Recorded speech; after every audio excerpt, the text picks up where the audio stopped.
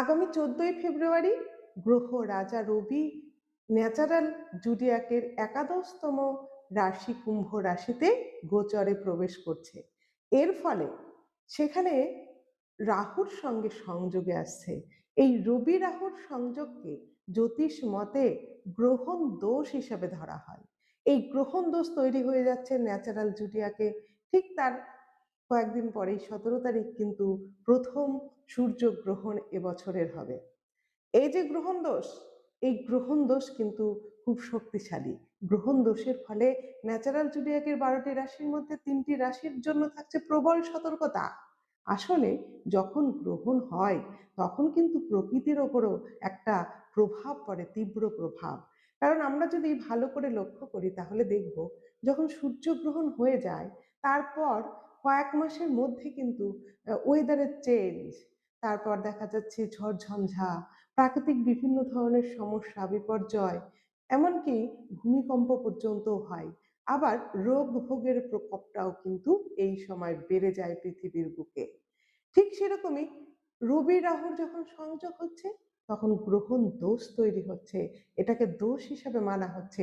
যেহেতু এর অশুভ প্রভাব পড়ে, এই অশুভ প্রভাবের উপর পড়বে বিশেষ করে ৩টি রাশির উপরে।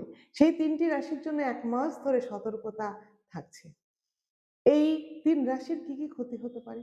এই ৩টি রাশির বিশেষ করে হার্টের সমস্যা বেড়ে যেতে পারে এবং কর্মক্ষেত্রে প্রচণ্ড পরিমাণে চাপ বাড়বে, ঊর্ধ্বতন কর্তৃপক্ষের চাপ, এমনকি সেখানে বিরোধিতা, সেখানে তৈরি হতে পারে অপবাদ, সেই সিস্টেমটাও কিন্তু তৈরি হয়ে যেতে পারে। এছাড়া আপনার পিতার সঙ্গে সম্পর্ক খারাপ হয়ে যেতে পারে।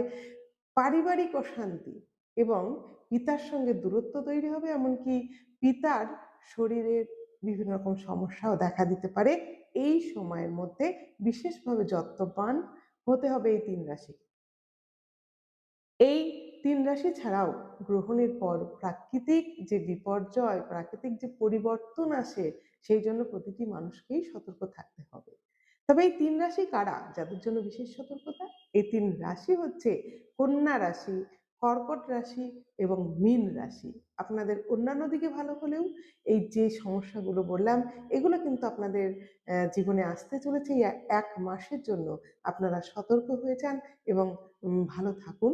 আর ভালো থাকতে গেলে আপনাদের যেটা করতে হবে সেটা হচ্ছে রবির যে বীজ মন্ত্র, সেই বীজ মন্ত্র ২৮ বার প্রতিদিন পাঠ করতে হবে। রবির বীজ মন্ত্র কি? ওম হ্রিং রিং সূর্যায় নমঃ।